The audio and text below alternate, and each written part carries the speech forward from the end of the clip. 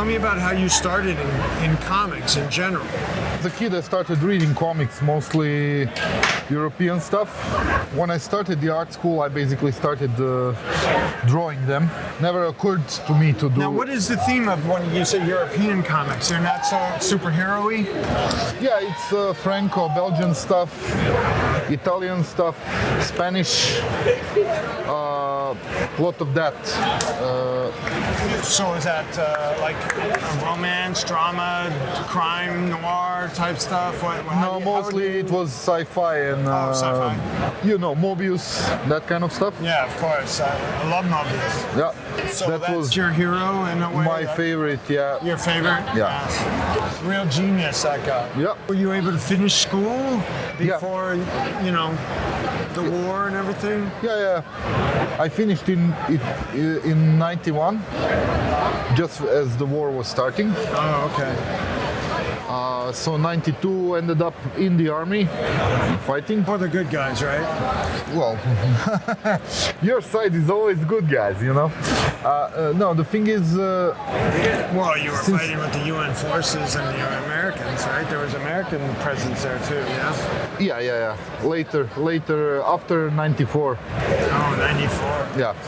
So anyway, my first career in art was actually animation.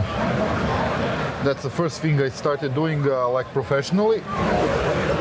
There was a couple of... After the war? No, before. During the art school, yeah. Oh, okay.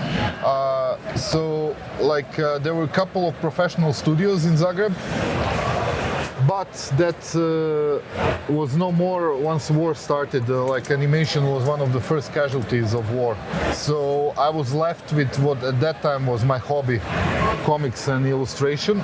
So I pursued that. Up until that time, really I didn't see comics as a career. Like I was doing underground. Gilbert Shelton, Robert Crumb type. Yeah, that kind of stuff. Yeah. Okay.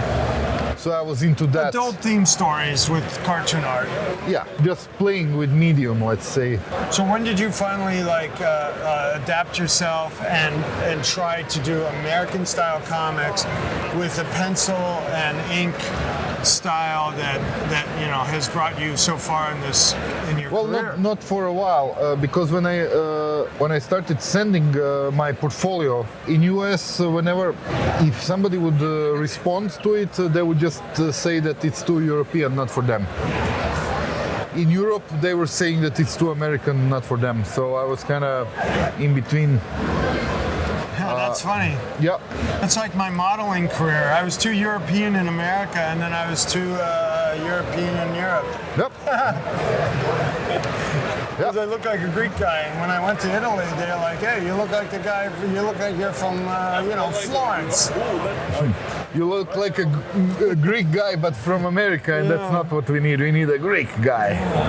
They wanted blonde-haired, blue-eyed guys.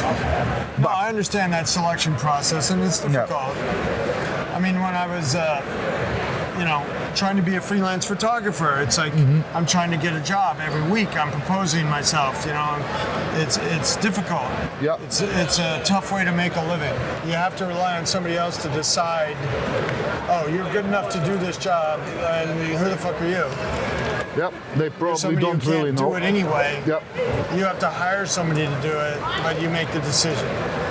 I had a really hard time with that, so I wasn't very good at playing the game.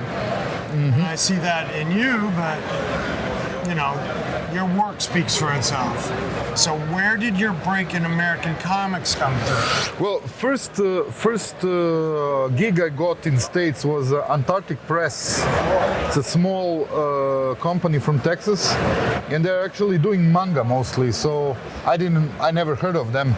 It just we find that they were looking for artists, so I sent them my stuff and they liked it. So only when I was already working with them did I saw that they were actually just doing manga. So I was like, why the fuck did you pick me? I don't have manga style at all, After that, it was through a friend of mine, Eddie Bilkovic. He just started working in Vertigo. I met the Axel Alonso, who was then he was editor. He was at the time. Yeah. Okay. And he liked my stuff and offered me a job on the spot, so I moved into Vertigo and did a couple of projects there. There was a Strange Adventures job, I remember, and Yeah, there was that. A There Warrior was- Nun. What was it called? No, Warrior Nun was Nun? for the guys from Texas, Antarctic okay. Press. All right. So you got an entree into DC. Did now Axel when he moved to Marvel? Did he? No, I bring moved to your- I moved to Marvel before him. Oh, okay. I got in fight with Karen Berger, then editor-in-chief of Vertigo, Yes. and I left. Okay. And basically got offered a job in Marvel, and I took it because I didn't have anything else to do at that point. You got to And, remember, back I then think- Marvel was in bankruptcy. Oh, okay. It was This was the first Children of the Atom job. you Children did? of the Atom was first job I did there. Yeah. Right. I still remember those first painted covers you did, like they were on board. It was the beginning. Yeah. Now, where did somebody say, "Hey, can you paint covers?" Well, I was doing those back home, Okay. so I always offered it because I was at that time already doing a lot of book covers, you know, sci-fi books, Oh, that kind of okay. stuff. So I would say that I was probably professional. Painter in Europe before you crossed over into American comics. Yeah. So then, I mean, I think you really rose into the predominance of the comic crowd and culture when you started doing those Wolverine covers. Well, I was Yes. doing two things at the same time. I was doing a Loki book and those Wolverine covers. Oh, So- okay. So, yeah, but the Wolverine covers were coming out on a monthly basis, and Loki took a year. Yeah, or even so, more than I that. mean, Yeah. we didn't see that for a year, but that was your slow burn and your rise, and then when Loki came out, boom, Yeah, exactly. you know, you're a star in this business, you know, and that's we met at that time. Around right that then. time, I would say, like 2001, 2, Yeah, something very like that. Because the first stuff you gave me was the Children of the Atom pages and a couple painted covers, not that many, and then the Wolverines. And then I was able to have some good success with the Wolverine covers. And I learned about your sense of humor with that Nightcrawler cover, that cruising homoerotic themed, Nightcrawler, yeah. Yeah, I like how all this attention got put into Yeah, but 15 years later, Yeah. that's interesting. the Batman whole thing. You snuck in a troll vagina on one of your ads. I remember that.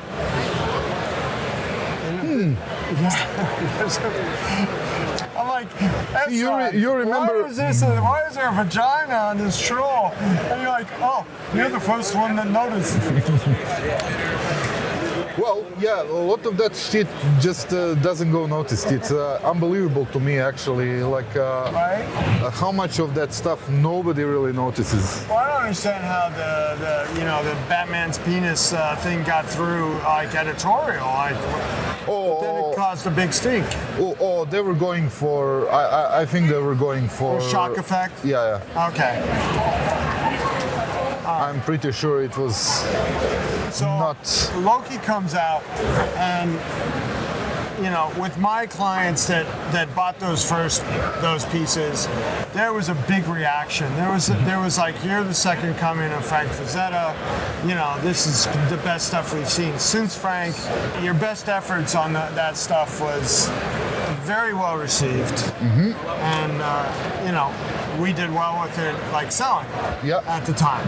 Yep. And that gave me the room to, like, because of the reception of it, to, you know, push up your price points and your values, and, you know, eventually get, you know, $10,000 for a God of Thunder cover, you know, for an Avengers 1 cover, you know, the FF3 cover right there, we just got $10,000 for. So things are working out. Yeah. So you've cleared your schedule of this European project that unfortunately didn't work out. Yeah. And we might have an opportunity with another company, but should we not talk about that? No. We shouldn't talk about that. Okay. How do you see yourself in 5 years, like in this business? You just want to keep working, you're happy, you're okay? I don't see myself In the business? any. No. I just don't think about that stuff for that far away. Right? No. No, I understand too. So you're having fun in the medium right now, and you're going to stay here, and we're going to enjoy your work. And you know, Marvel used you to relaunch the FF and the FF1, the Avengers 1, the Conan 1. I mean, these are prestige jobs. Yeah. These are you know, as a guy that you know, grew up in comics and loved comics. I mean, Conan and FF. You know, they used at one time Conan was the most popular, highest circulating comic at Marvel. yeah, that was long You time know, ago, it's though. like- Yeah. Yeah, it was a long time ago, but I mean, you know, it was also the first Marvel movie that got made with Arnold Schwarzenegger and That's such true. like that. Yep. And that's when I was a kid. And there was a fun story that me and my dad were going into a comic book store all that time ago, and he said, let's buy all the Conan ones we can. There's a movie coming out. And now that happens all the time to now because there's a movie coming out every month, Yeah. it seems like.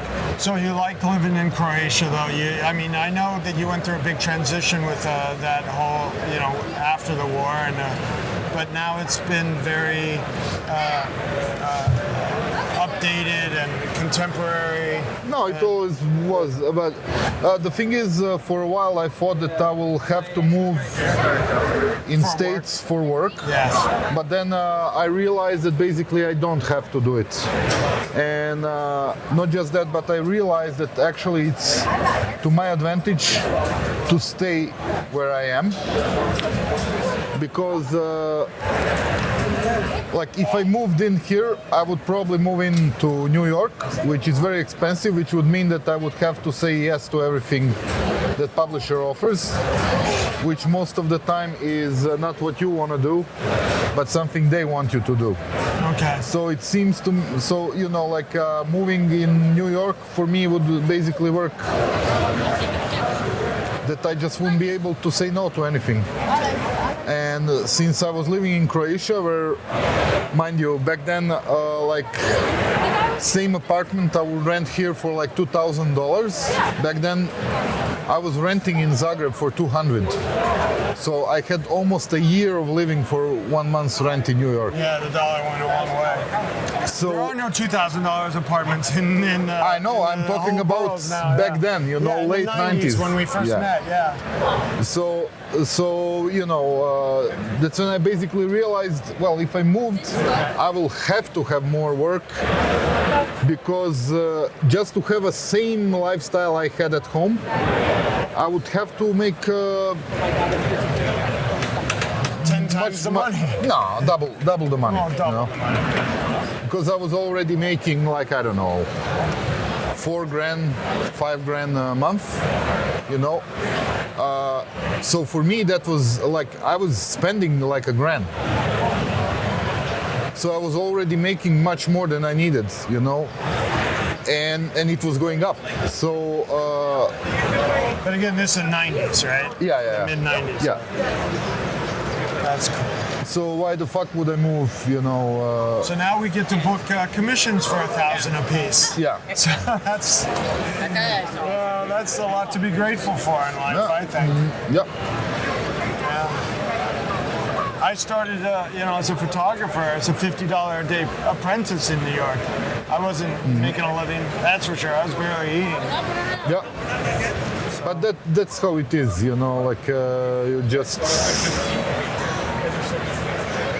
you want to do something and you try to do it even if you do it for free. Right?